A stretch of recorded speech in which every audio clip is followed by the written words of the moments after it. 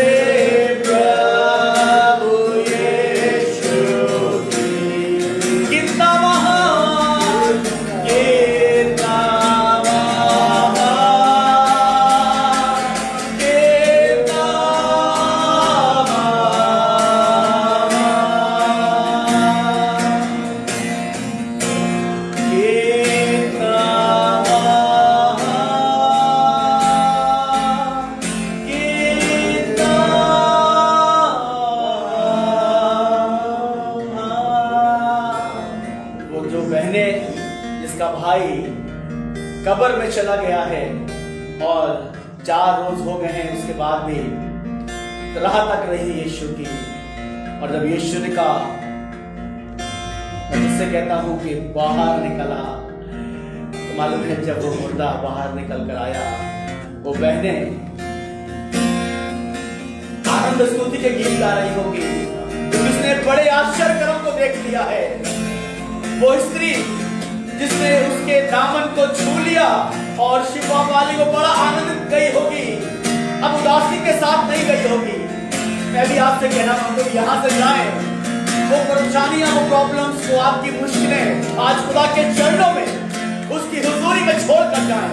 पहला पत्रस 5:7 मत्ती 11:28 जो इस वचन को कह रहा है, अपना बोझ मुझ पे डाल दो, अपनी चिंताओं को मुझ पे डाल दो, मुझे तुम्हारा ध्यान है, उसको मेरा अपना ध्यान है। दो आइए उससे कहें, प्रशंसा हो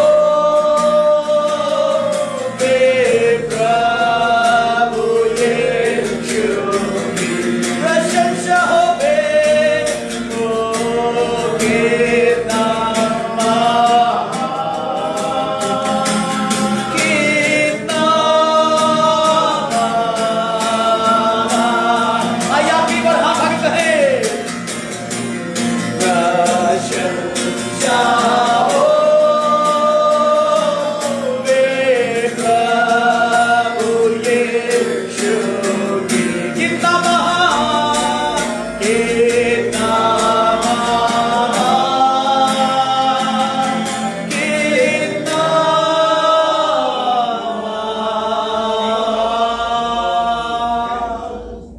परमेश्वर हमारा महान है, वो महान परमेश्वर है। उसकी स्तुति, उसका अनुग्रह, उसकी दया जो हम पर है। और आप इस शाम जब जमा है, सांस ले रहे, धड़कन ले रहे हैं, ये उसका अनुग्रह है। उसने कहा अय्यूब की पुस्तक में, यदि वो अपना मनुष्यों में से अपना सांस समेट ले तो पृथ्वी भर में एक पल में सब लोग मर के खत्म हो जाएंगे। ये तो उसकी दया है, उसका अनुग्रह है कि मैं और आप सलामत हैं, मैं और आप जीवित हैं। Thank you Jesus. धन्यवाद खुदावंद, हमारा धन्यवाद, आराधना आपको ग्रहण योग्य हो सके कि जन जो खुदावंद धन्यवाद कर रहा है, जिसने प्रभु आपकी स्तुति करी है। प्रभु मुझे नहीं मालूम में से कितने ऐसे हैं जो रोगी हैं, कितने ऐसे किसी मुश्किल से आए हैं, कितने ऐसे किसी रोग में आए हैं, कितने ऐसे किसी डिप्रेशन के साथ आए हैं प्रभु, कितने ऐसे जो अपने बच्चों की चिंताओं को लेकर आए हैं। पर मैं कहना हम तो खुदावन आज यहाँ से एक भी जन खाली हाथ ना जाए प्रभु, खाली हाथ ना जाए खुदावन।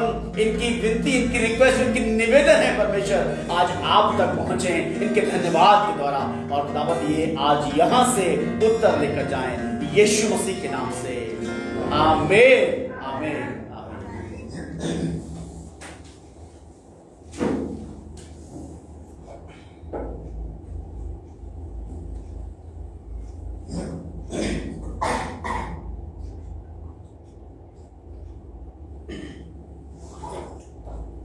धन्यवाद देते हैं पास्टर अमित का इतनी सुंदर संगति के लिए। उनके द्वारा जब भी वो हम लोग के बीच में रहते हैं, हम लोग बहुत अच्छे से परमेश्वर की सताइश करने पाते हैं। और ये समय है जब उत्तरवादी पाठ आज पढ़ा जाएगा। उत्तरवादी पाठ के लिए हम बुलाना चाहते हैं परमेश्वर के दास को कि वो आए और हम लोग जिसके पास बाइबल नहीं है वो ले सकते हैं यहाँ से।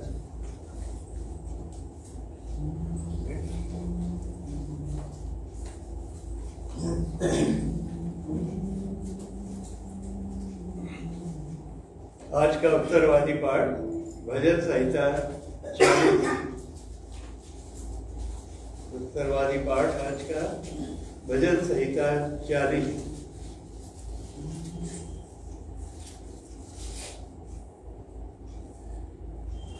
एक पद हम पढ़ेंगे, एक पद आप लोग पढ़ेंगे। मैं धीरज से यहोवा की बाट जोहता रहा और उसने मेरी ओर झुककर मेरी दुहाई सुनी। उसने मुझे सत्यानाश के गड्ढे और दलदल की कीस में से उबारा और मुझको चट्टान पर खड़ा करके मेरे पैरों को दृढ़ किया है। उसने मुझे एक नया गीत सिखाया जो हमारे परमेश्वर की स्तुति का है। बहुतेरे यह देख कर डरेंगे और यहोवा पर भरोसा रखेंगे। पुरुष जो यहोवा पर भरोसा करता है और अभिमानियों और हत्या की ओर मुड़ने वालों की ओर मुंह ना फेरता हो। हे मेरे परमेश्वर यहोवा, तूने बहुत से काम किए हैं। जो आश्चर्य काम और कल्पनाएं तू हमारे लिए करता है वो बहुत सी हैं। तेरे तुल्य कोई नहीं। मैं तो चाहता हूँ कि खोल कर उसकी चर्चा करो, परंतु गिनती नहीं हो सकती। निर्बली और हलबली से तू प्रसन्न नहीं होता। तूने मेरे कान खोल कर बोले हैं, होम बलि और पाप बलि तूने नहीं चाहा। तब मैंने कहा, देख मैं आया हूँ, क्योंकि पुस्तक में मेरे विषय ऐसा ही लिखा हुआ है। हे मेरे परमेश्वर, मैं तेरी इच्छा पूरी करने से प्रसन्न हूँ और तेरी व्यवस्था मेरे अंतःकरण में बसी हुई है। मैंने बड़ी सभा में धर्म के शुभ समाचार का प्रचार किया है। देख मैंने अपना मुंह बंद नहीं किया। हे यहोवा, तू इसे जानता है। मैंने तेरी सच्चाई और तेरे दिए हुए उद्धार की चर्चा की है। मैंने तेरी करुणा सत्यता का सभा में गुप्त नहीं रखी। हे यहोवा, तू भी अपनी बड़ी दया मुझ पर से न हटा ले। तेरी करुणा और सत्यता से निरंतर मेरी रक्षा होती रहे। क्योंकि मैं अंधेरे बुराई से घिरा हुआ हूँ। मेरे अंदर के राह में मुझे आ पकड़ा और मैं नहीं छुपा सकता। लेकिन मेरे बालों का भी सदैव है, इसलिए मेरा हृदय टूट गया। हे यहोवा, कृपा करके मुझे छुड़ा ले। हे यहोवा, मेरी सहायता के लिए फुर्ती कर। जो मेरे प्राण हैं वे सब लज्जित हों और उनके मुंह काले हों और वे पीछे हटाए और खाने पर चले जाएं। जो मेरी हानि से संसर्ग करें। जो मुझसे आहा आहा कहते हैं वे अपनी लज्जा के मारे विस्मित हों। परंतु जितने मुझे ढूंढते हैं वे सब तेरे कारण प्रसन्न और आनंदित हों। जो तेरा किया हुआ उपकार चाहते हैं वे निरंतर करते रहें। यहोवा की बड़ाई हो। सब लोग पढ़ेंगे। मैं तो तेरी ओर लगे हूँ, तो आप लोगों ने मुझे तारीफ करता है। मेरा सहायक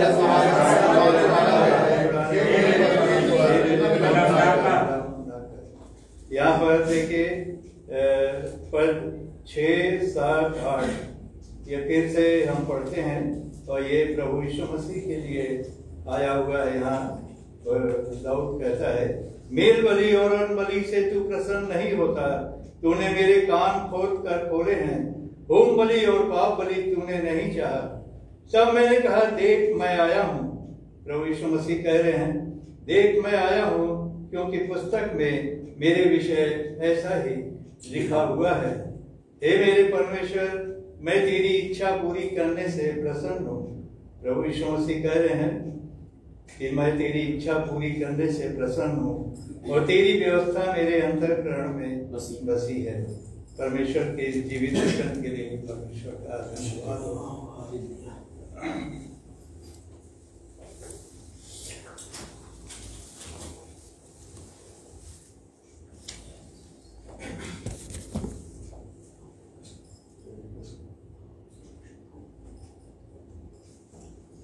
ये समय होगा जब प्रार्थना के जो भी निवेदन है एक बार मैं उन्हें पढ़ना चाहूँगा। और सिस्टर डेजी मैथ्यूज, मिसेस शोभा रॉय, मिसेस तरुणा पोर्शा सिंह जो कि कैंसर से पीड़ित हैं, और उसके बाद बुजुर्गावस्था में जो लोग हैं, Mrs Olga William, Mrs R Ghoshal, Mrs Sunaina Yunus, Mrs Anand Lal, mister Edward Nanu, Mrs Manorama Roshan, mister Harrison Nanu, Mrs and mister Elliot.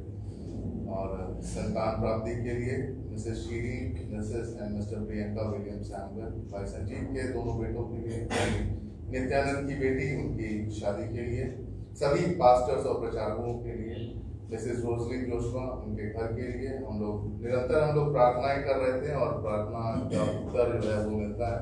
तो उनका घर बन रहा है, प्रार्थनाएं हैं तो प्रार्थनाओं का उत्तर भी मिलना है। परमेश्वर उनके घर को बना रहा है, अच्छे से बनाए, हम प्रार्थना करते हैं। मिस्टर सोनू मजीद के लिए भी प्रार्थना करेंगे। हम निवेदन करेंगे भाई रोहित से कि आज वो प्रार्थना के निवेदन में हमारी अगुवाई करें।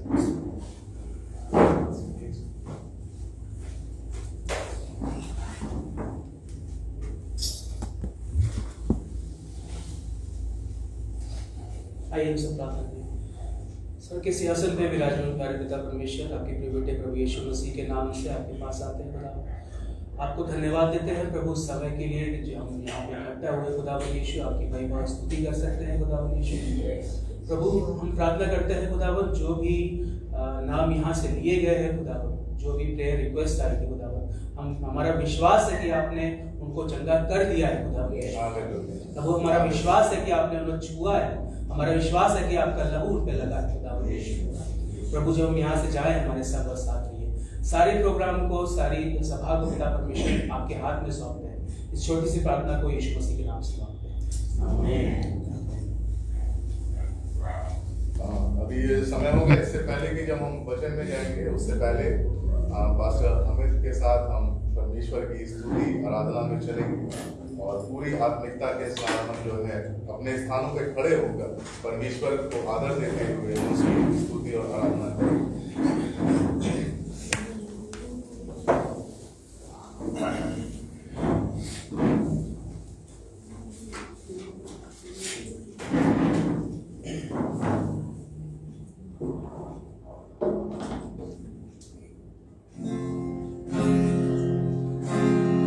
आइए ताली बजा के परमेश्वर की महिमा की आराधना धन्यवाद करेंगे।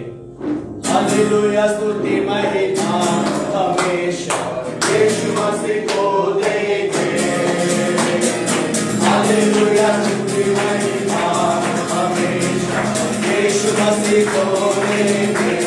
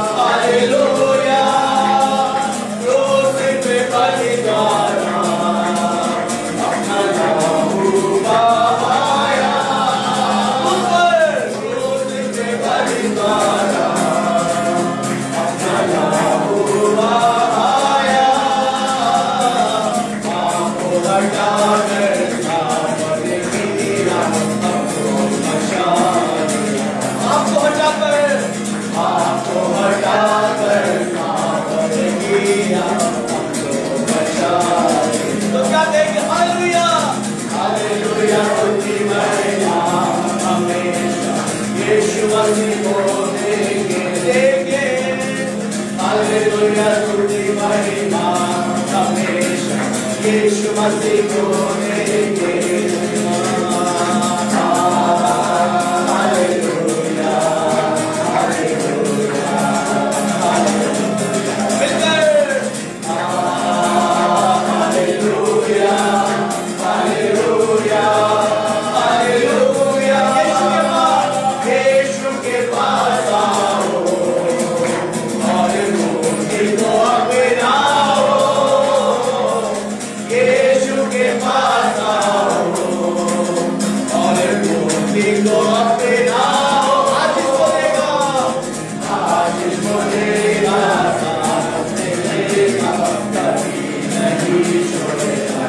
आशीष को देगा, आशीष को देगा, साथ देगा, कभी नहीं छोड़ेगा। आइए मिलकर गाएं, हालेलुया तुझी महिमा हमेशा यीशु मसीह को देंगे। हालेलुया तुझी महिमा हमेशा यीशु मसीह को देंगे। Hallelujah, hallelujah, hallelujah. इस पर गाएंगे, hallelujah, hallelujah, hallelujah, hallelujah, hallelujah. खजरी बजाना आती है? रखी हुई है, इंस्ट्रूमेंट रखा, मुझे रखा हुआ अच्छा लगता नहीं है। कोई अगर बजाने वाला हो तो आइए बजा के बुलंद आवाज से मिलकर गाएंगे हम लोग। हालेलुया, उसकी महिमा, उसकी आराधना करेंगे। इस जीवन भर मैं सदा यीशु को याद करूंगा। इस जीवन भर मैं सदा यीशु को याद करूंगा। मेरी आत्मा पाकर, मेरी आत्मा पाकर, सदा करके तो बता रहूंगा। मेरी आत्मा पाकर, मेरी आत्मा पाकर, सदा कर आगे तो बता रहूंगा। हालेलुया, हालेलुया तुझी महिमा हमेशा यीशु मसीह को देंगे। हालेलुया तुझी महिमा हमेशा यीशु मसीह को देंगे। मिलकर गाएंगे, हालेलुया, हालेलुया, हालेलुया, हालेलुया,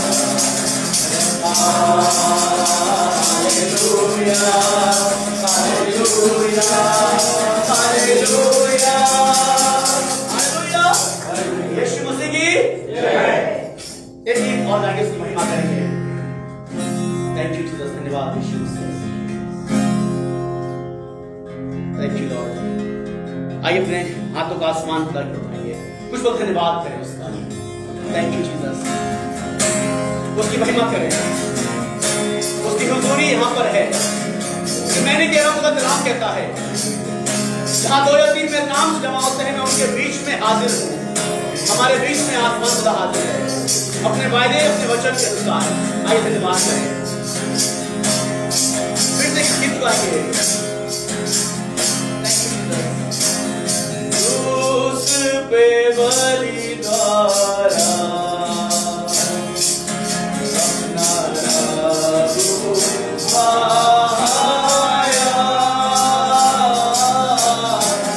उस पे बलिदारा अपना प्रभु आया। आपको हटाकर, आपको हटाकर आपने किया हमको बचा लिया। जब मैं आप पाप में थे, पाप को हटाकर आपने किया हमको बचा लिया।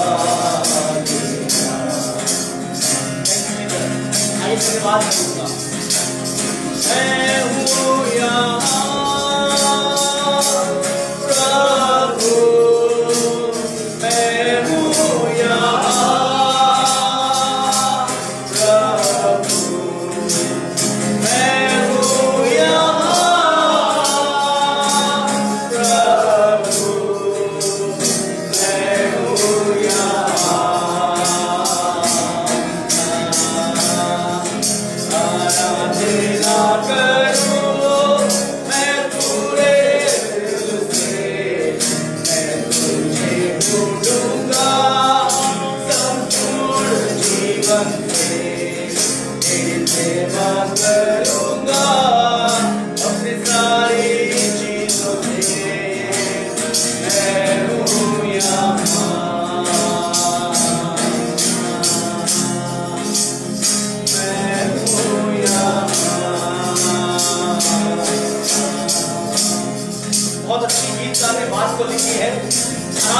करूं पूरे हृदय से। कई बार हम आराधना करने तो आते हैं पर हम देखते थे कौन कैसे गा रहा है, कौन कैसे आराधना कर रहा है। हमारा समय इसी में ही बर्बाद जाता है। उसने हमारे अंदर बात उड़ा दिया है कि हम दूसरों को देखते देखते हमारी आराधना का समय करना है। उसने हमारी आराधना का समय चुराने पर यह तो समय है कि मेरा स्वयं इंद्रिय उस खुदा की महिमा कर सकते हैं। किसी और मत देखिए, किसी और मत ताकिए, कोई आपका पूरा नहीं कर सकता है। सिर्फ आसमान या खुदा जो आपकी जिंदगी में बाहर ला सकता है, जो आपकी जिंदगी में पूरा कर सकता है, उसकी ओर अपने हाथों को फैलाएं। गीत का बहुत अच्छी बात कहने लगा और जब यह गीत मैं आपके दरमियान रखता हूँ, लेकिन बोल इसके वर्ड इसके आपके जिंदगी को छू सके और आपसे बातें कर सके। तेरी आराधना तेरी आराधना करूं, पाप क्षमा कर जीवन दे, दया की आराधना करूं।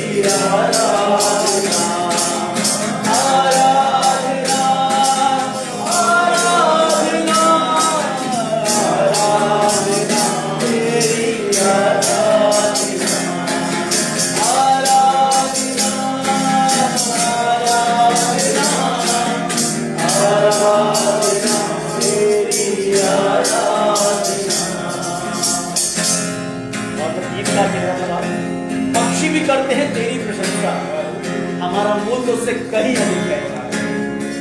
कलाम कहता है क्या 2 पैसे की 5 बुराइयां नहीं मिलती हैं, पर तो भी तुम्हारा मूल उससे कहीं अधिक कहीं बढ़कर है। मैं और आप जो मनुष्य रूप में जब जन्म लिया है, ये बहुत बड़ी बात है। पक्षी भी उसकी बात करते हैं अपनी अपनी भाषाओं में, अपनी अपनी जुबान में, पर उसने तो हमें मौका दिया है कि हम बजा के गा के अपने हाथों को उठाकर उसकी महिमा कर सकते हैं। तो क्यों अपने आप को बांध के रखें। आइए धन्यवाद करें, आइए धन्यवाद करें। धन्यवाद से जगह भर दे, उसकी स्तुति से जगह भर दे, उसकी प्रशंसा से जगह भर दे, उसका धन्यवाद करें, धन्यवाद करें, धन्यवाद करें।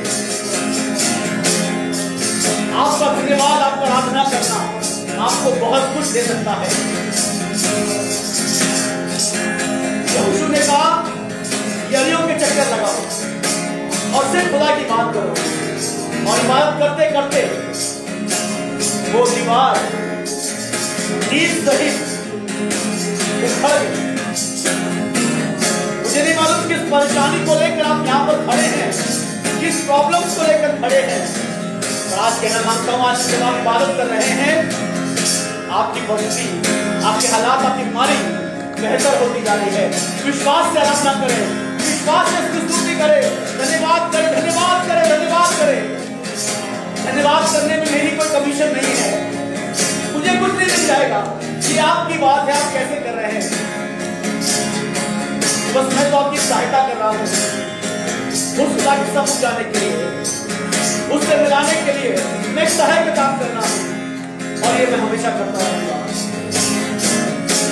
और बार बार इस बात को कहता रहूंगा, आइए धन्यवाद करें, आइए धन्यवाद करें, उसकी स्तुति करें। रब्बा शंकर रब्बा से रब्बा शिखेरे पे मेरे पे रब्बा शिखा रब्बा शिखो रब्बा रेपे में शिखो रब्बा शिखा रब्बा रेपे में शिखो रब्बा रिपमा शिखेरे पे में शिखो रब्बा रेपमा शंकर रब्बा शिखो रब्बा से तेरी स्तुति हो प्रभु, तेरी स्तुति हो, तेरी आराधना, तेरी आराधना यीशु,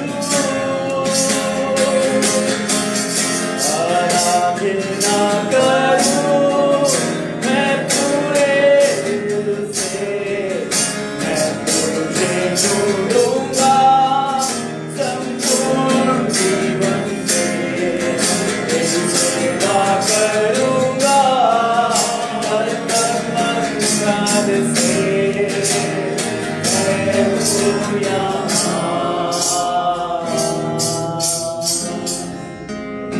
मैं हूँ यहाँ प्रभु, मैं हूँ यहाँ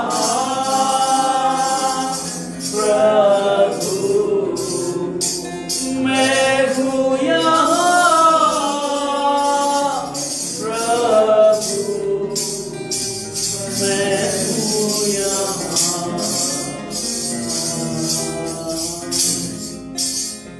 कष्ट करके फिलिपिया से की प्रार्थना में मेरे भाई का आज के वचन की प्रार्थना करें, आज के वचन की प्रार्थना। थैंक यू जीसस, सर्वशक्तिमान पिता परमेश्वर जहान के मालिक, धन्यवाद धन्यवाद धन्यवाद प्रभु, एक बार फिर तेरे पाक कदमों पर आते हैं। थैंक यू जीसस, सभा में यस लॉर्ड, कि तेरे लोग तेरे नाम से इकट्ठे हुए, yes Lord, yes Jesus, Jesus Jesus, जो यहाँ तेरे नाम से आए हैं, तेरे बोले हैं, तुझ पर मन लगाए हुए हैं। हम जानते हैं पिता परमेश्वर प्रीति करा रही है, तेरे लोग करा रहे हैं, और वचन लोगों को नहीं मिल पा रहा है। हे पिता परमेश्वर, हे मेरे परमेश्वर, हे जीवित दयालु पिता परमेश्वर, उन लोगों को तैयार कर, थैंक यू जीसस, जहाँ पर वचन चाहिए वहाँ पर लोगों को वचन मिले, यस लॉर्ड, और वचन की भरपूरी से वो लोग तृप्त हो यस जाएं, जीसस, आमेन, सारी आत्माएं बचाई जाएं, यस लॉर्ड, आमेन। पिता परमेश्वर स्वर्ग और पृथ्वी के मालिक, यस केवल तू ही एकमात्र प्रभु है, यस तेरी आराधना स्तुति हम करते हैं। जगत में कोई भी नहीं जो किसी का उद्धार कर सके, उन्हें अपने इकलौते पुत्र को इस जहान में भेजा, ताकि वो हमारे पापों के लिए पृथ्वी पर अपने पुत्र अपने जान को कुर्बान करे, और उसने वैसे ही किया। यस लॉर्ड, हे पिता परमेश्वर, जब तक वो था उसने सारी बात को, सारी व्यवस्था को पूरी किया, और पिता परमेश्वर तूने उसे अकेला नहीं छोड़ा, महान है। हे पिता परमेश्वर, तू मनुष्यों को भी जो तूने अपने रूप अपने स्वरूप में बनाया है, पिता परमेश्वर कभी अकेला नहीं छोड़ता। यस जीसस, परंतु हम शैतान के चंगुल में फंसकर अपने आप को अकेले महसूस करते हैं, और जब हम तेरे वचन के पास आते हैं तो हम पाते हैं कि कितना प्रेम तू हमसे करता है। यार ईश्वर, शाम की सभा को जब वचन की तैयारी में हम अपने आप को पाते हैं, हे पिता परमेश्वर, वक्ता को पर अपने आशीष का हाथ रख, उन्हें बुद्धि समझ और शक्ति से भर दे, ताकि जो भी वचन को वो यहाँ पर दें वो सबके लिए कारगर हो। इस छोटी सी दुआ को समझ तेरे पाक और मीठे नाम से मांगते हैं, क्यों न करना। मेहरबानी से बैठ जाए।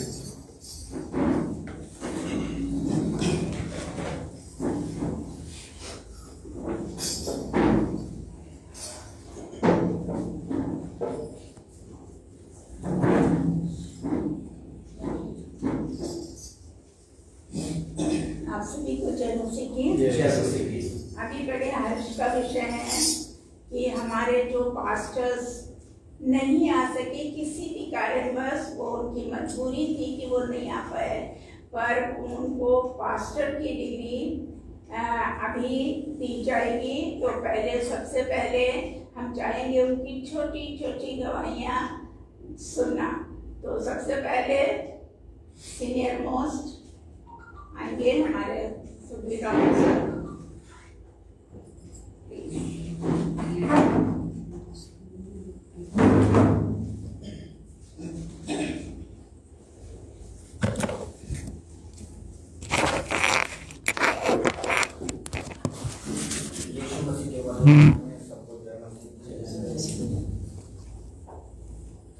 गवाही तो हमारी जो है वो प्रभु यीशु मसीह के लिए है। यीशु मसीह हमारे लिए मारा गया, गाड़ा गया और तीसरे दिन मुर्दों में से जी उठा। पिता का इकलौता पुत्र है, पहला परमेश्वर का इकलौता और पहला उठा पुत्र है। जीवन उसी के द्वारा आया, उसी ने क्रूस पर अपना बलिदान दिया हमारे पापों को। विश्वास जब हम करके उस पास आते हैं, मैं क्षमा करता हूं। यीशु मसीह ने आज्ञा दी कि मेरे वचन का प्रचार करो, जो ग्रहण करे उन्हीं बपतिस्मा दो, चेला बनाओ। एक यही गवाही है। और हर्ष का विषय यह है कि जब हमको मौका मिला बाइबल अध्ययन का, इसमें बहुत सी चीजें हमको सीखने को मिली। विशेषकर लीडरशिप कैसे डेवलप किया जाए, वचन का कैसे प्रचार किया जाए, सरमन कैसे तैयार किया जाए, इतिहास की जानकारी हम लोग को मिली कि हम मसीहों ने, संसार के मसीहों ने कितनी आत्माएं सही, सारा इतिहास सब बताया गया। प्रार्थना होता था जब हम लोग जाते थे अध्ययन के लिए, वचन को पढ़ा जाता था और एक बहुत लेंथी कोर्स हुआ करता था, बहुत लेंथी कोर्स हुआ होता था। हम लोग चाहते थे कि जल्दी से जल्दी उसको पूरा किया जाए। अध्ययन हमको इसीलिए कराया जा रहा था कि हम यीशु मसीह के गवाह बने, उसका प्रचार करें। और उसमें यह होता था कि हम लोग बहुत जल्दी करते थे। भाई नूरा हमारे साथ हैं, इसलिए हम लोग भाई कर रहे हैं। बस रेवरेंड नूरा साहब हमारा मार्गदर्शन करते थे, पढ़ाते थे, समझाते थे। और जब कभी वचन को बहुत जल्दी हम लोग पढ़ने थे, मिसेस नूरा का वहां से कमेंट होता था कि नहीं देखो, ये पढ़ो, ये वचन है, इसको समझो। क्योंकि वचन को बिना समझे हम लोग ना तो यीशु मसीह के बारे में प्रचार कर सकते हैं, ना परमेश्वर पिता के प्रेम को जो क्रूस पर से परिलक्षित हुआ है उसको बता सकते हैं। मिसेस नूरा वहां से हम लोग हमेशा अलर्ट करती थी कि देखो भाई, देखो ये पढ़ो देखो। हम लोग बहुत शुक्रगुजार हैं उनके। और बाद में हमको उन्होंने कहा कि भाई इस पे कुछ आप लोग लिखिए, नोट्स बनाइए। इत्तेफाकन हम मेरे पास कुछ बुक्स थी और कुछ हमारे यहाँ जो कुछ इधर उधर कुछ घर का काम हो रहा था उसमें से तो हम नहीं बना पाए, हम सबमिट नहीं कर पाए।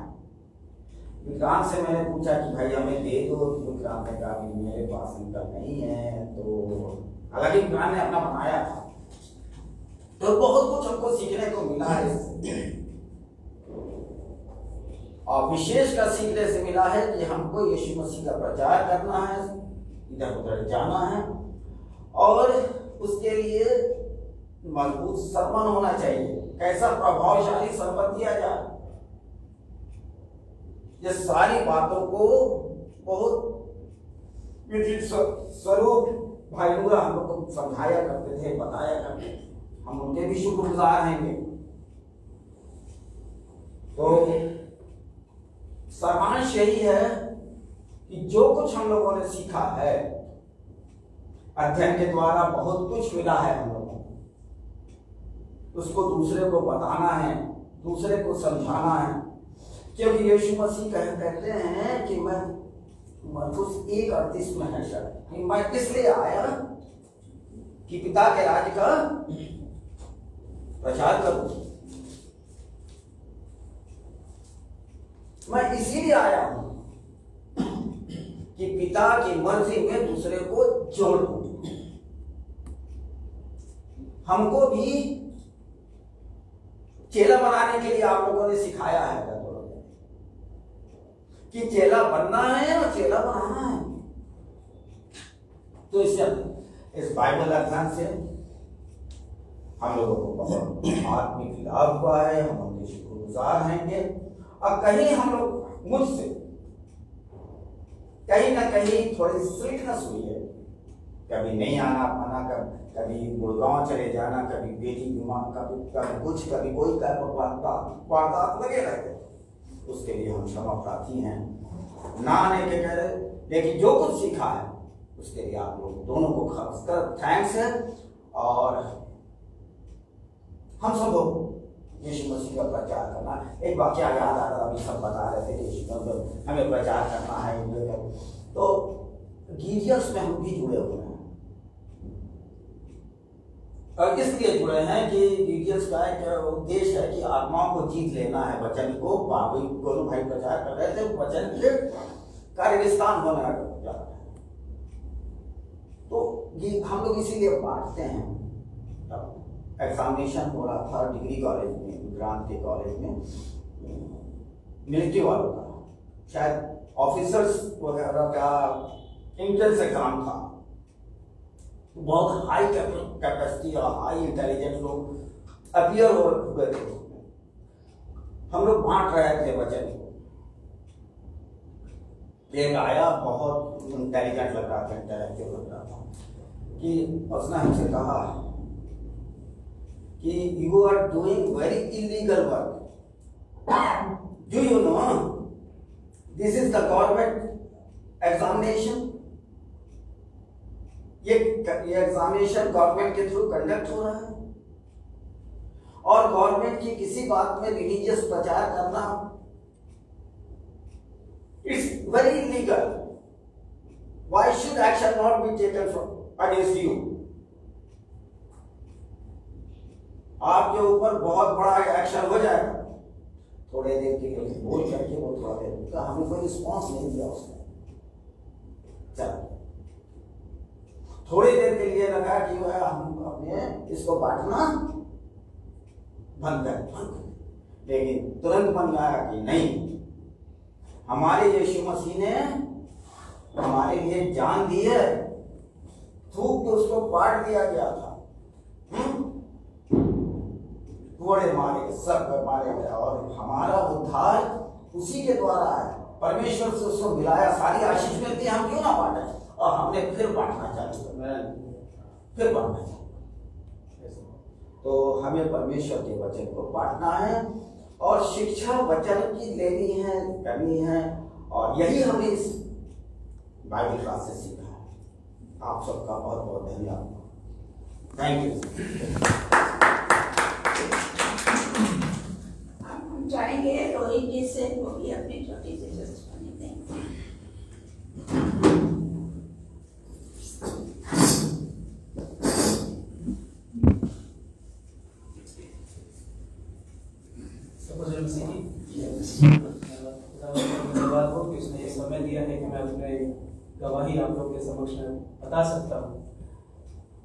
जब मैंने अपना ये पीजी कंप्लीट किया, उसके बाद अंतर्राज्य के जो पुराना घर है वहाँ पर हम लोग मीटिंग में जाते थे, बुलाती थी ताकि हम लोग जाते थे।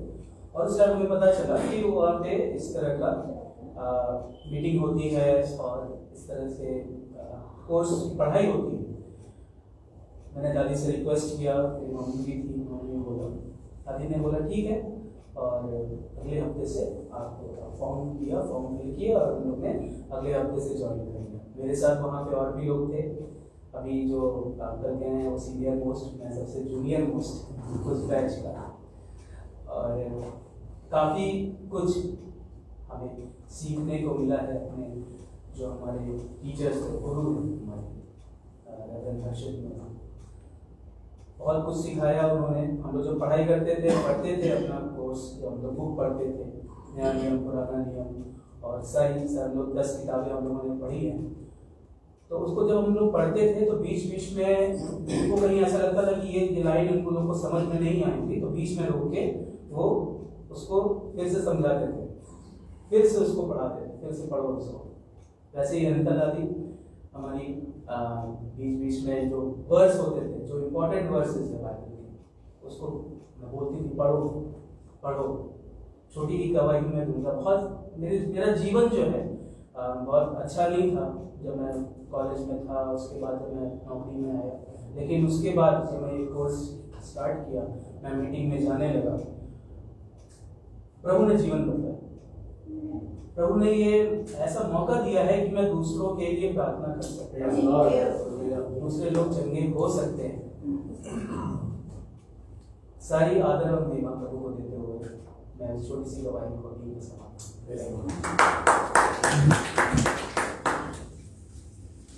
समय होगा कि सर्टिफिकेट दिया जाए, तो मैं मिस्टर रॉबर्ट से यहाँ पर बुलाऊंगी उनको।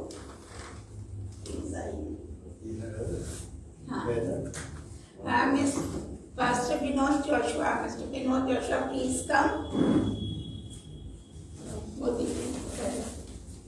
नहीं सर,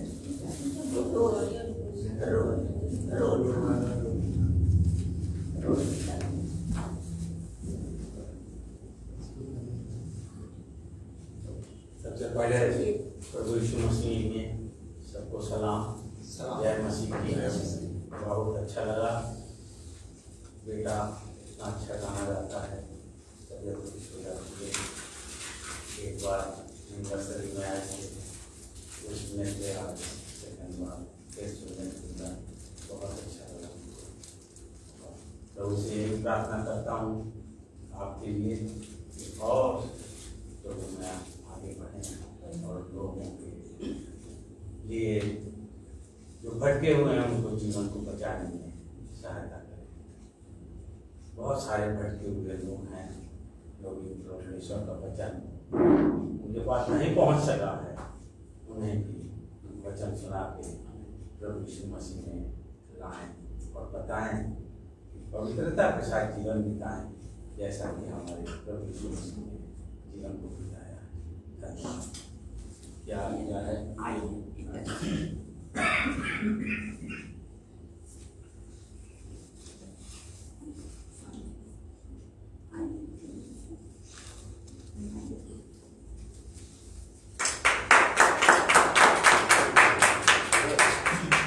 बड़े गर्व के साथ कहना पड़ रहा फिर से एक बार कि भतीजा चाचे को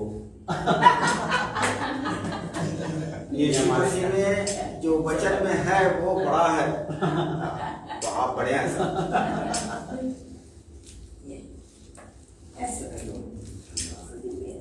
सामने दिखाइएगा, इधर देखिए।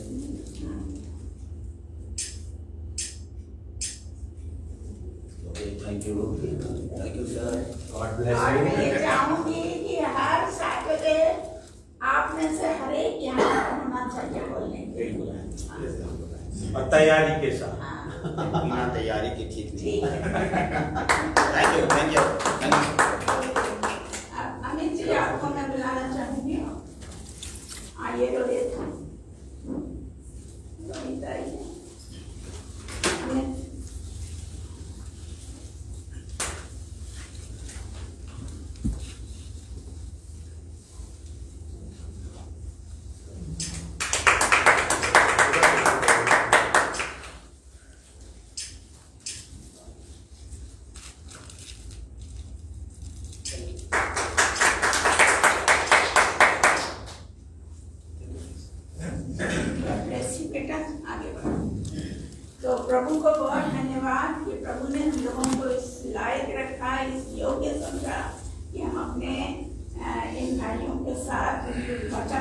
सके, और आज ये लोग पूरी तरह से एक पास्टर बन गए हैं। धन्यवाद। अब मैं चाहूंगी विक्रांत जी, हमने कहा ना कि अब जब आप पास्टर बन गए हैं तो एक एक सैटरडे आना। बोलू देखो नहीं, तुम्हें भी आना है। अगले हफ्ते। हाँ, अगले हफ्ते। और अभी हम पास्टर विक्रांत को मौका देंगे कि वो प्रभु का वचन दें। एक मिनट। हाँ, बोलिए। आप लोगों ने बहुत मेहनत की है और 1.5 या 2 साल का ये कोर्स था, लेकिन शायद 3-3.5 साल लग गई ना। नहीं, हमारा तो 7 साल लगा। लेकिन अच्छा रहा। और मेरा यही कहना है, जैसा वचन कहता है, पौलुस कहता है कि समय असमय तैयार रहना है ना, बहाना कोई नहीं करना है। अगर आपको कहीं बुलाहट होती है तो सारा काम छोड़ के वहां जाना है ना। चेहरे देखिए, जितने भी चेहरे थे सब अपना छोड़ के तुरंत चल दिए, है ना, जैसे ही बुलाया प्रभु ईश्वर। तो जहाँ कहीं भी बुलाया जाता है प्रभु के कार्य के लिए, आप तुरंत तैयार हो जाइए। Thank you.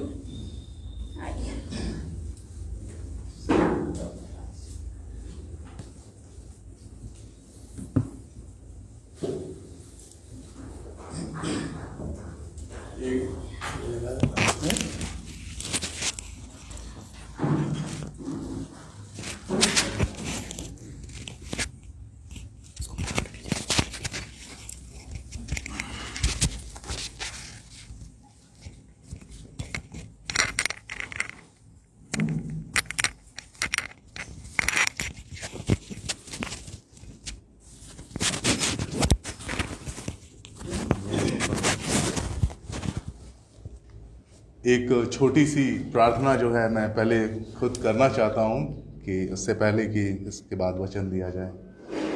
धन्यवाद के साथ पिता परमेश्वर आपके चरणों पर आए हैं, धन्यवाद देते हैं।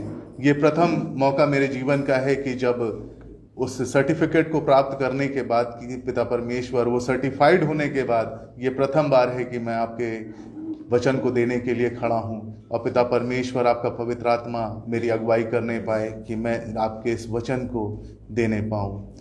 इस आराधना को आपके हाथों में सौंप देते हैं। पिता परमेश्वर हमारे संग संग रहिएगा, और मैं जो बोलूँ मैं ना बोलूँ, बल्कि वो आपका पवित्र आत्मा मुझे सिखाने पाए।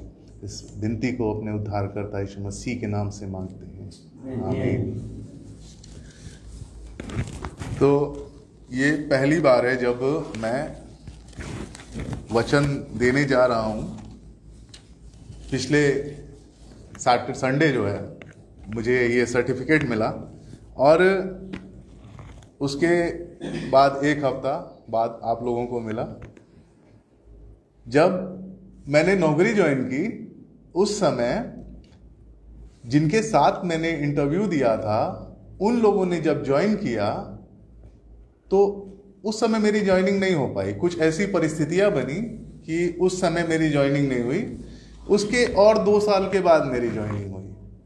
तो जब मेरी ज्वाइनिंग 2 साल के बाद और हुई तो उससे पता है क्या हुआ है? उससे मुझे नुकसान हुआ है। उससे मुझे क्या नुकसान हुआ?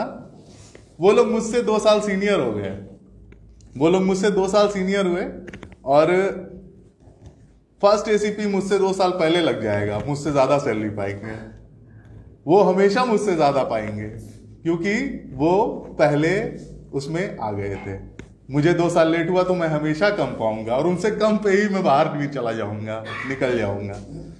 तो वही मैं सोच रहा था कि इतनी जो विलंब हुआ है, कई सालों का विलंब हुआ है शायद उस सर्टिफिकेट को प्राप्त करने में, तो इसमें क्या क्या नुकसान हुआ होगा, इसमें कितना नुकसान हुआ होगा, क्या क्या नुकसान हुआ होगा। मुझे कई स्थानों पे शायद पहुंच जाना चाहिए था, शायद मैं नहीं पहुंचा, और शायद मैंने बहुत सी आशीषों को उसकी वजह से खोया होगा। जरूर मैंने खोया होगा। मुझे अपनी इस नौकरी का तो पता है, लेकिन परमेश्वर जानता होगा कि मैं जल्दी उसमें नहीं आया तो मैंने और क्या क्या खोया होगा, जरूर खोया होगा। तो जितनी जल्दी हो सके परमेश्वर में आ जाएं तो हम जो है बहुत सारी उसकी आशीषों को पा सकते हैं।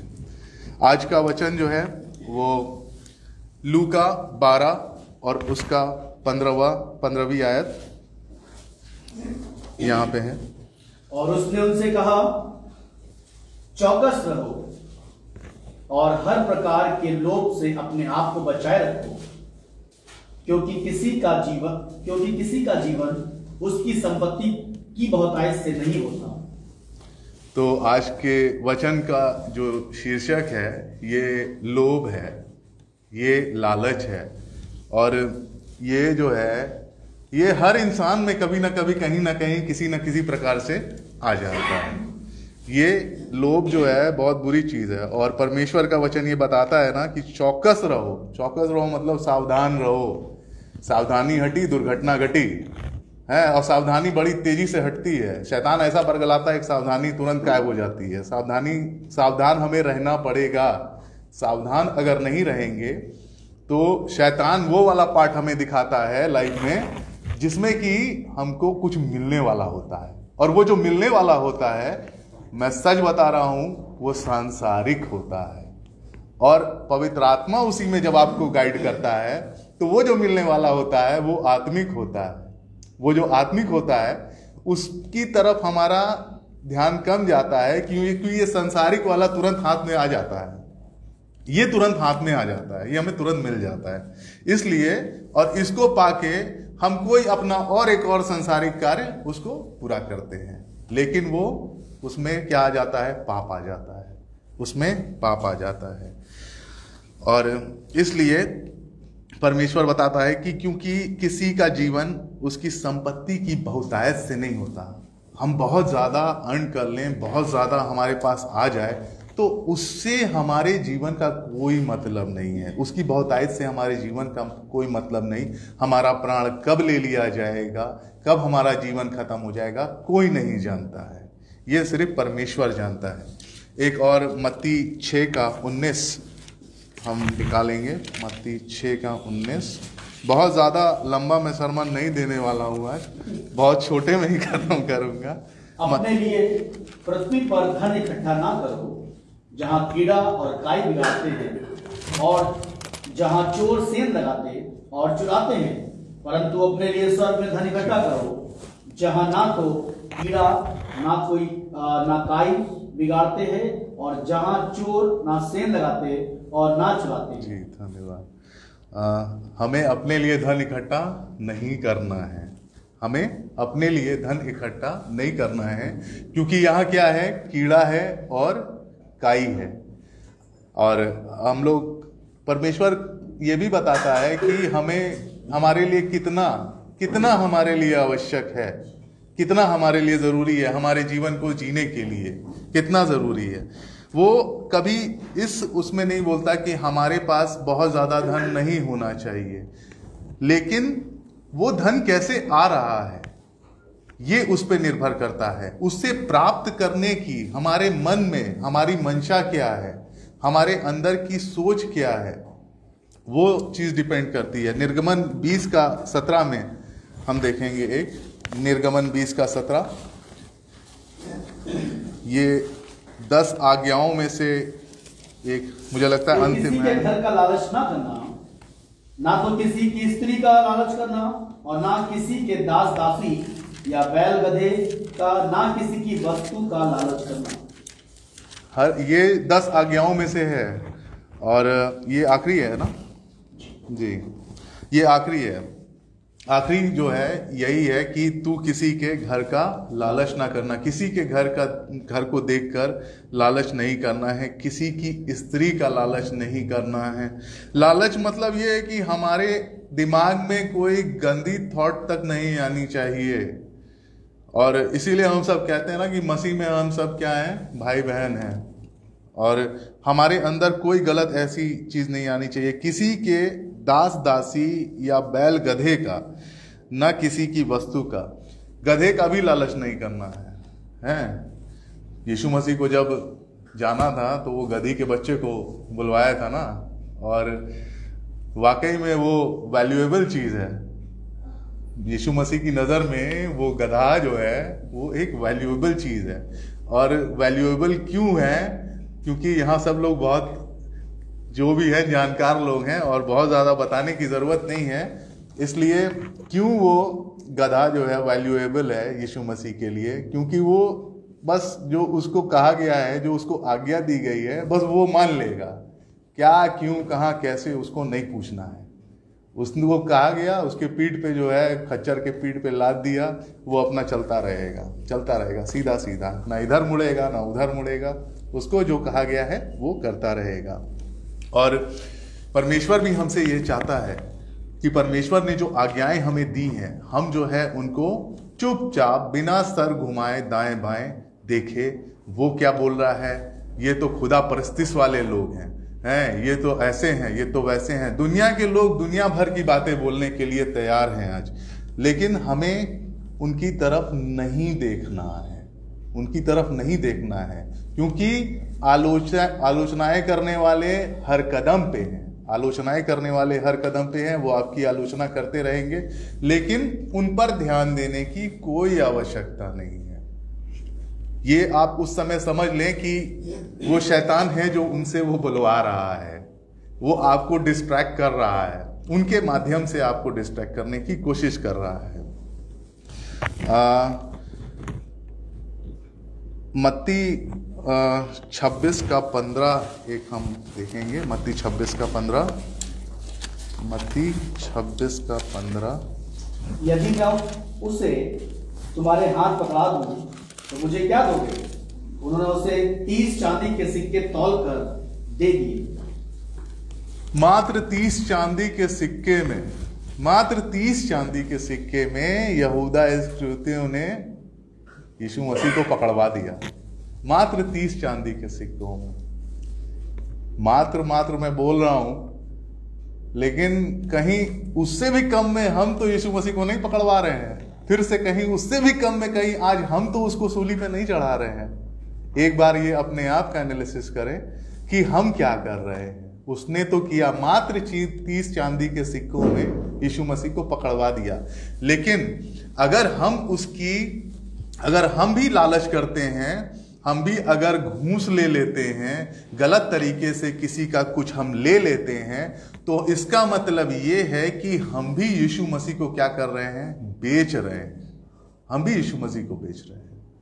तो इसमें हमें ये ध्यान रखना है कि ऐसा ना हो कि जिस यहूदा इस्करियोतियों को लोग ऐसा बोलते हैं कि उसने ऐसा किया, कहीं उनसे भी नीचे की श्रेणी में हम तो नहीं हैं।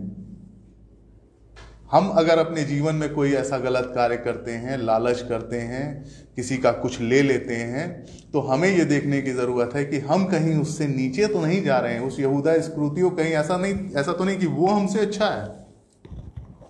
तो ये हर इंसान अपना जो है वो एनालिसिस कर सकता है बहुत अच्छे तरीके से। यहेजकेल 33 का 31 पद एक पढ़ेंगे। यहेजकेल 33 का 31 पद।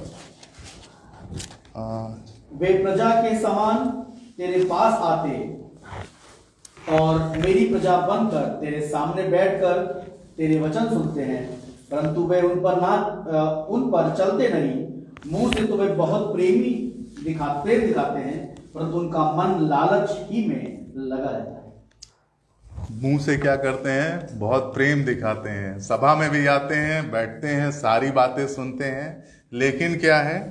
मन में जो है वो लालच बसा हुआ रहता है। और एक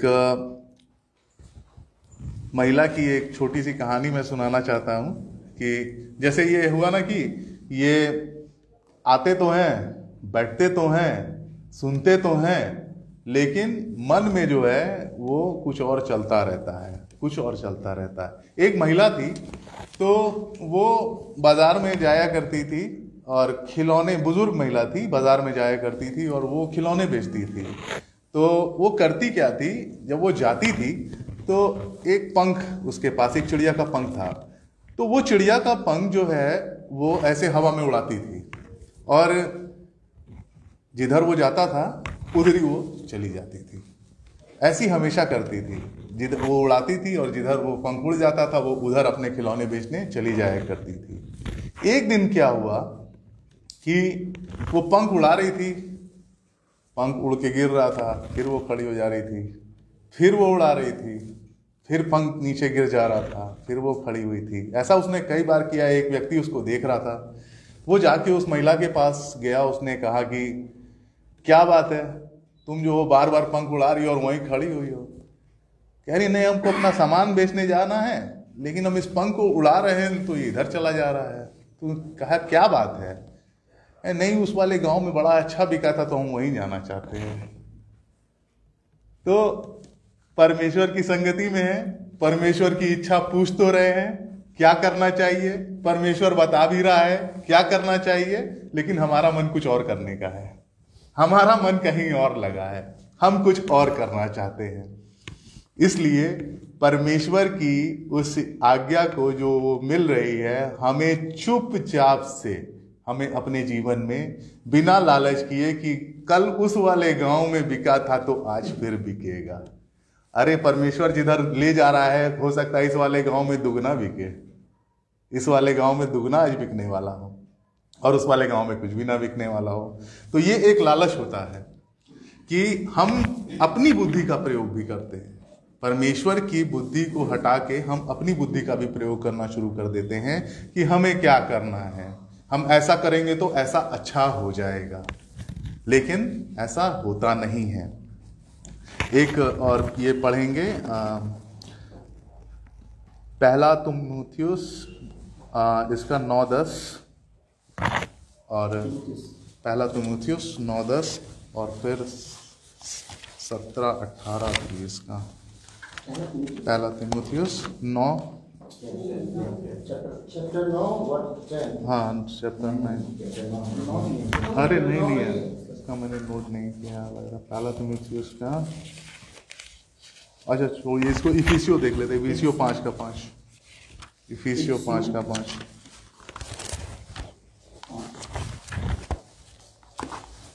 क्योंकि तुम ये जानते हो कि किसी व्यभिचारी या अशुद्ध जन या लोभी मनुष्य की जो मूर्ति पूजक के बराबर है, मसीह और परमेश्वर के राज्य में मिरास नहीं। परमेश्वर के राज्य में किसकी मिरास नहीं है? जो लोभी है। और वो जो लोभी है वो किसके बराबर है? मूर्ति पूजक के बराबर है। एक लालची व्यक्ति, हम भले ही मूर्ति के सामने नहीं जाते हैं, हम उसके सामने भले ही नहीं झुकते हैं, उस पर चढ़ाया हुआ प्रसाद भले ही ना खाते हों, लेकिन अगर हम किसी की वस्तु का अगर लालच करते हैं तो हम क्या हैं? एक मूर्ति पूजक के बराबर हैं। हम एक मूर्ति पूजक के बराबर हैं और परमेश्वर के राज्य में उसकी मिरास नहीं, उसकी कोई जगह नहीं है। परमेश्वर अपने राज्य में उसको कोई जगह देने वाला नहीं है। उसके लिए एक ही जगह है, वो नरक का द्वार है जो उसके लिए खुला हुआ है। तो अपने को जो है बचाकर रखना है कि हम जो है कभी किसी लालच में ना पड़ें। और दूसरा तीमुथियुस 3:1-5 में, दूसरा तीमुथियुस 3:1-5। पर यह स्मरण रख कि अंतिम दिनों में कठिन समय आएंगे, क्योंकि मनुष्य स्वार्थी, लोभी, डींग मार, अभिमानी, निंदक, माता पिता की आज्ञा टालने वाला, कृतज्ञ, अपवित्र, दया रहित, क्षमा रहित, दोष लगाने वाले, असंयमी, कठोर, भले के बैरी, विश्वासघाती, ढीठ, घमंडी और परमेश्वर के नहीं वरन सुख विलास ही के चाहने वाले होंगे। वे भक्ति का भेष तो धरेंगे पर उसकी शक्ति को ना मानेंगे। ऐसों से परे रहना। इतनी सारी चीजें जो हैं यहाँ बता दी गई। ये चीजें कब की हैं? ये चीजें हैं सब इस समय वर्तमान में ये सारी चीजें काम कर रही हैं। शैतान बहुत जोरों के साथ इन सारी चीजों पे काम कर रहा है। और क्योंकि इस प्रकार के इस संसार में बहुत से लोग मिलेंगे, एक बड़ी मेजॉरिटी है, बहुत सारे लोग इस प्रकार के हैं। तो वो बहुत सारे लोग जब क्या करते हैं कि एक ही मत के होते हैं, तो वो उस गलत बात को पूरी तरीके से ये सिद्ध करते हैं कि ये जो हम कर रहे हैं ये सही कर रहे हैं। और आपके ऊपर भी प्रेशर होता है ये कि वो अपना प्रेशर बनाते हैं कि ऐसे ही तो किया जाता है, सब तो ऐसे ही करते हैं, हम भी करते हैं, वो भी करता है, वो भी करता है, वो भी करता है, सब तो ऐसे ही करते हैं, वो भी तो अरे घूस लेके ही तो काम करता है, हैं? तभी तो देखो उसका कितना अच्छा सब घर भी बन गया, उसके पास देखो 4-4 तो गाड़ी भी है, ये भी है, वो भी है, दुनिया भर की चीजें समझाता है कि दुनिया, लोग बोलते हैं ना दुनिया ऐसे ही लोगों की है, ऐसे ही दुनिया में जीना पड़ता है। अगर दुनिया में तुमको कायदे से जीना है, सर उठा के चलना है, तो तुम्हें दूसरे को कुछ ना कुछ गलत बोलना पड़ेगा। अगर तुम नहीं बोलोगे तो सब समझेंगे तुम मूर्ख हो और तुम्हें उल्टी सीधी बातें बताएंगे, उल्टी सीधी बातें सुनाएंगे। लेकिन हम इस समाज में ऐसे लोगों से बच के रहना है जो हमें इस प्रकार की बातें सुनाते और समझाते हैं कि अगर किसी को बुरा भला नहीं कहोगे तो तुम मूर्ख कहलाओगे, तुम मूर्ख कहलाओगे, तुम बेवकूफ़ कहलाओगे। लेकिन हमें क्या करना है, हमें ऐसे लोगों के लिए प्रार्थना करनी है, क्योंकि हर एक बात का जवाब देने वाला वहाँ परमेश्वर बैठा है और वो कहता है कि तुम्हें नहीं, मुझे उसका जवाब देना है, परमेश्वर को उसका जवाब देना। अगर हम अपना जवाब दे देते हैं, हम भी पलट के उसको कुछ बुरा भला कह देते हैं, तो परमेश्वर वो जवाब नहीं देगा, परमेश्वर वो जवाब नहीं देगा। हमारे शांत रहने से परमेश्वर उसका जवाब देगा। और एक हम और पढ़ना चाहेंगे लूका 12 का 13 से 21। लूका 12 का 13 से 21। फिर भीड़ में से एक ने उससे कहा, हे गुरु, मेरे भाई से यह कह कि पिता की संपत्ति मेरे साथ बांट ले। उसने उससे कहा, हे मनुष्य, किसने मुझे तुम्हारा न्यायी या बांटने वाला नियुक्त किया है? और उसने उनसे कहा, चौकस रहो, हर प्रकार के लोभ से अपने आप को बचाए रखो, क्योंकि किसी का जीवन उसकी संपत्ति की बहुतायत से नहीं होता।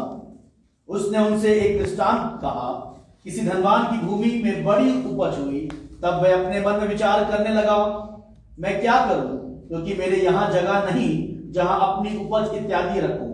और उसने कहा, मैं यह करूंगा कि अपनी बखारियां तोड़कर उनसे बड़ी बनाऊंगा और वहां अपना सब अन्न और संपत्ति रखूंगा, और अपने प्राण से कहूंगा कि प्राण, तेरे पास बहुत वर्षों के लिए बहुत संपत्ति रखी है, चैन कर, खा पी, सुख से रहे।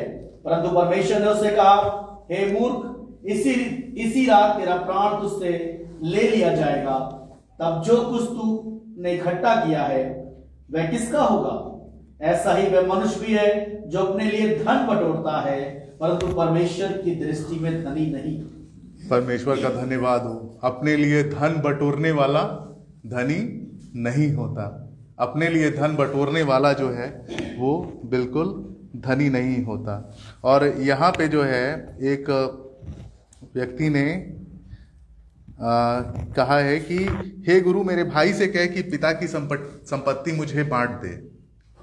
तो उस व्यक्ति ने यीशु मसीह से कहा, क्योंकि वो ये समझता था कि इसको लोग बहुत आदर देते हैं, बहुत दर्जा देते हैं, और ये अगर बोलेगा तो मुझे संपत्ति मिल जाएगी। तो यीशु मसीह उस समय कर क्या रहे थे? उस समय यीशु मसीह क्या कर रहे थे? उस ऊपर अगर हम देखें तो 12वें ही पद में लिखा हुआ है, क्योंकि पवित्र आत्मा उसी घड़ी तुम्हें सिखा देगा कि क्या कहना चाहिए। यीशु मसीह वहाँ जो है लोगों को प्रचार कर रहे थे और पवित्र आत्मा के विषय सिखा रहे थे। लोग उस सभा में बैठे थे और उस सभा में बैठ के अपनी उस मिनिस्ट्री की चर्चा कर रहे थे। तो मिनिस्ट्री की चर्चा कर रहे थे, तो ये कहाँ से आ गया जो तुरंत उसमें खड़ा हो गया कि अपने भाई से कहा कि मेरी संपत्ति बांट दे और मुझे संपत्ति दे दे। बैठा तो था वो भी उसी मंडली में, वो भी बैठा था उसी मंडली में, लेकिन उसके दिमाग में कुछ और चल रहा था। उसके दिमाग में लालच चल रहा था, लालच चल रहा था उसके दिमाग में। वो नहीं सुन रहा था कि पवित्र आत्मा तुम्हें सिखा देगा कि तुम्हें क्या कहना चाहिए, वो उसको नहीं सुन रहा था। उसको दिमाग में चल रहा था, भाई की संपत्ति मिल जाती तो खूब ऐश करते, खूब मजा करते। वो यहाँ ये सोच रहा था। तो उसने यहाँ यीशु मसीह से ये बात पूछी, और यीशु मसीह जो है तुरंत उस यीशु मसीह ने क्या रिप्लाई किया, हे मनुष्य, किसने मुझे तुम्हारा न्याय या बांटने वाला नियुक्त किया? यीशु मसीह ने क्या रिप्लाई किया? ये नहीं कहा कि तेरा भाई तुझे दे दे, या क्या बात है, क्यों मांग रहा है, क्या मैटर है। ये यीशु मसीह ने नहीं कहा। यीशु मसीह ने कहा, क्या कहा कि मैं कहां से नियुक्त हूं तेरे इस कार्य के लिए, क्योंकि यीशु मसीह को पता है कि इसके लिए उस राज्य में सारी कानून व्यवस्था है। इस मैटर के लिए उसको वहां जाना है, ना कि मेरे पास आना है। यीशु मसीह तो स्वर्गीय राज्य की बातें कर रहा है, वो जमीन जायदाद के बंटवारे की बात थोड़ी ही कर रहा है, वो तो आत्मिक बातें करता है। तो इसलिए यीशु मसीह ने उसको वहां तुरंत रिप्लाई किया कि तुम्हें कहाँ जाना है, वहां जाना है, नगर में जाओ, वहां तुम्हारा हिसाब किताब होगा, और बाकी तो जब तुम ऊपर आओगे तो फिर हम हिसाब करेंगे। और एक और हम लोग इसी के एक छोटी सी एक कहानी है, इसमें एक और मैं बताना चाहूँगा। एक किसान था, बहुत गरीब था, तो वो किसान जो है अधिया पे लेके खेत उत में काम किया करता था, और एक सेठ के पास भी काम करता था। वो बहुत गलत तरीके से लोगों का सब लेके अपना बहुत सारा ज़मीन ले लिया था। तो ये किसान ने उससे बोला कि मैं जो हूँ एक छोटी सी ज़मीन लेना चाहता हूँ, किसी तरह से अगर ले लूँ तो मैं भी अपने परिवार को अच्छे तरीके से खिला पिला पाऊँगा। तो उस सेठ ने बोला कि ठीक है, अगर मेरे पास एक ज़मीन है और वो मैं तुमको 2 लाख रुपए में दे दूँगा। तो कहा, अरे बाप रे, इतना पैसा हम कहाँ से लाएंगे, हम तो गरीब हैं। तो बोला कि अब ये मैं नहीं जानता, अगर किसी और को देता तो मैं 5 लाख से कम में नहीं देता। तो खैर घर जाता है, अपनी पत्नी से बोलता है, तो पत्नी अपने सारे गहने और बच्चों का जो भी सामान, हर चीज़ जो भी था सब बेच दिया उन लोगों ने, और 2 लाख रुपए उसको ले जाके दे दिए। अब 2 लाख रुपए दे दिए तो ज़मीन उसने दे दी। ज़मीन उसने दी तो फिर उस किसान ने कहा कि अरे भाई, मुझे जो है वो ज़मीन तो दिखा दो, वो ज़मीन कहाँ है। तो सेठ जो है उसको ज़मीन दिखा दिया, ये नदी के किनारे वाली ज़मीन जो है वो तुम्हारी है। अब वो जिसने जब ज़मीन देखी तो वो अपना सर पकड़ के बैठ गया। उस पे सिर्फ कंकड़ पत्थर से भरा हुआ था वो ज़मीन, वो कहीं से उपजाऊ नहीं थी, कहीं से उस पर कुछ बोने लायक नहीं था। वो सर पकड़ के बैठा अपना रो रहा था। तो पास से उसके कुछ मित्र निकले कि पूछे क्या बात है, क्यों रो रहे हो। तो उसने सारी कहानी बताई कि क्या क्या हुआ मेरे साथ। तो उन लोगों ने देखा कि वो जो सब पत्थर पड़े हुए थे, तो उन लोगों ने उठाया, उन पत्थरों को देखा तो कहा ये तो बड़े कीमती पत्थर हैं, और ये तो लोग अपनी अंगूठियों में और किस्में लोग पहनते हैं। तो उसको विश्वास नहीं हुआ। तो कहें कि अरे भाई, हम लोग जौहरी हैं, हम लोग का काम ही यही है, हम लोग इसी की तो पहचान करते हैं। और धीरे धीरे क्या हुआ, एक दिन वो उस नगर का सबसे अमीर आदमी बन गया। तो उसके मन की जो वो था, जो इस तरह से वो चाहता था, उसके मन में कोई पाप नहीं था। जब उसके मन में कोई पाप नहीं था तो परमेश्वर उसके साथ था। और जब परमेश्वर हमारे साथ रहता है तो बंजर जमीन से भी हीरे और सोना उगा देता है। हमारे लिए कोई कितना भी बुरा करना चाहे, वहाँ परमेश्वर जब खड़ा हो जाएगा तो वहीं से ऐसा उगेगा कि लोग देखते रह जाएंगे। इसलिए परमेश्वर का धन्यवाद हो। और एक अंतिम, अब इसके बाद मैं ज़्यादा समय नहीं लूँगा, नीति वचन 1:19 हम पढ़ना चाहेंगे। नीति वचन 1:19।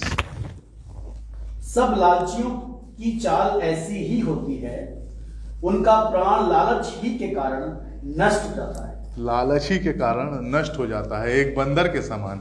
एक बंदर नगर में बड़ा उत्पात किया था, तो सब बोले कि कैसे पकड़ा जाए इसको, बहुत उत्पात किया है, सबके घर में जाके खा ले रहा है, सबका बड़ा नुकसान कर रहा है। तो एक बुजुर्ग व्यक्ति जो है वो कहा कि ठीक है, इसको पकड़ते हैं। तो एक सुराही बनाई उन लोगों ने और उसका मुंह पतला रखा, उसमें आधा मूंगफली भर दिया, आधा मूंगफली भर के जो है कहा कि अब पकड़ाएगा ये।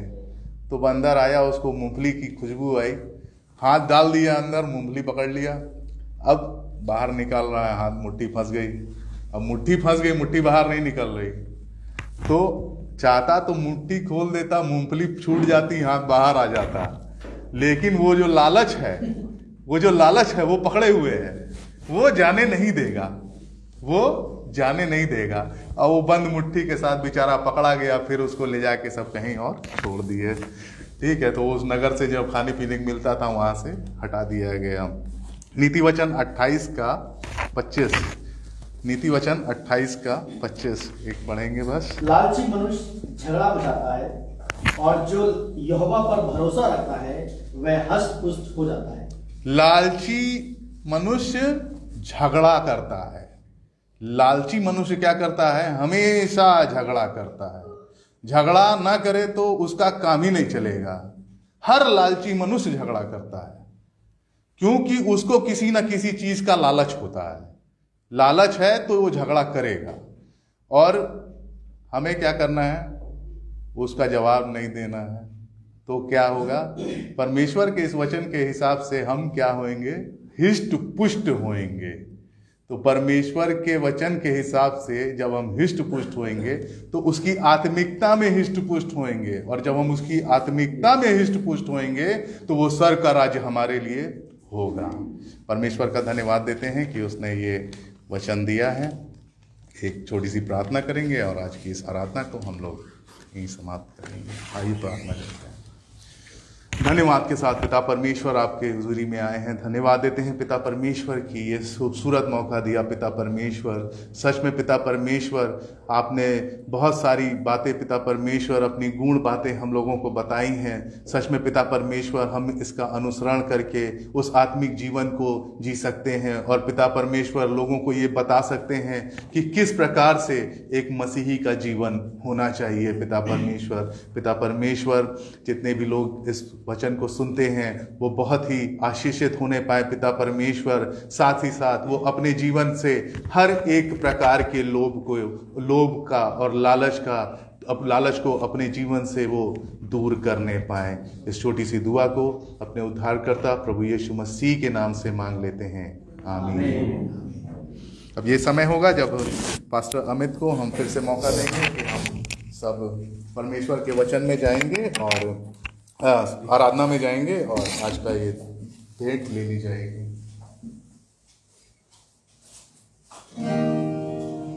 आइए अपने स्थानों पे खड़े हों।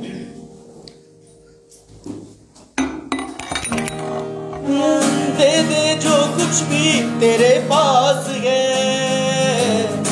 डरना ना यीशु तेरे साथ है। दे दे जो कुछ भी तेरे पास है,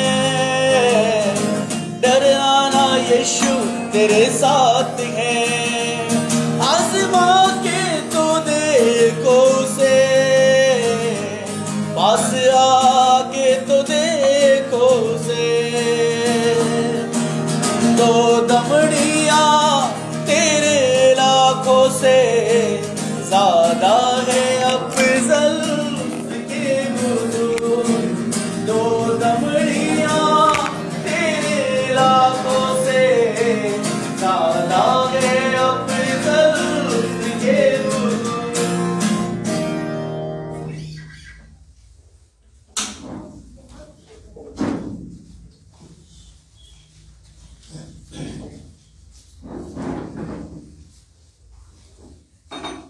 रिक्वेस्ट करेंगे बड़े पापा से कि वो स्थान पे प्रार्थना करें, पे प्रार्थना करें, और मुद्रा के द्वारा आशीष वचन दिया जाए।